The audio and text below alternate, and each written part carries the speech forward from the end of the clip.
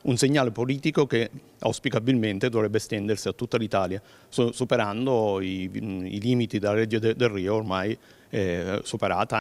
Potrebbe quindi innescare un effetto domino anche sui territori ordinari l'ok definitivo del Senato alla riforma del nuovo statuto del Friuli Venezia Giulia, che prevede per l'appunto il ripristino delle care vecchie province, passando attraverso l'elezione diretta di presidenti e consigli. Proprio il Friuli, forte della sua autonomia, era stata la prima regione addirittura ad abolirle, cosa non riuscita nemmeno alla riforma del Rio del 2014, che di fatto le aveva svuotate di mezzi e risorse, ma non soppresse, relegandole a semplici enti di secondo grado. Il caso friulano a questo punto dovrebbe smuovere la discussione generale con quasi tutte le forze politiche che sul tema hanno più volte cambiato idea.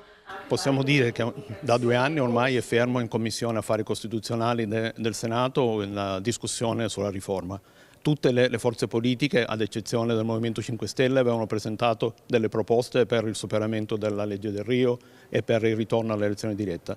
In commissione a Roma c'è un testo unificato, la cui adozione più volte è stata data per imminente.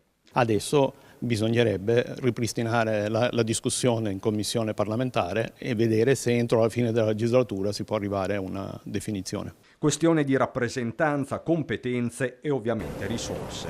Le province in generale hanno un po' recuperato grazie al PNRR, ma oggi la coda lunga del PNRR finirà e quindi abbiamo bisogno di dare la possibilità di dare ancora ulteriori risposte alle comunità, e lo si fa se c'è piena rappresentatività e quindi un'elezione diretta del Presidente e del suo Consiglio e le necessarie risorse per dare risposte alle funzioni che vengono date alle province.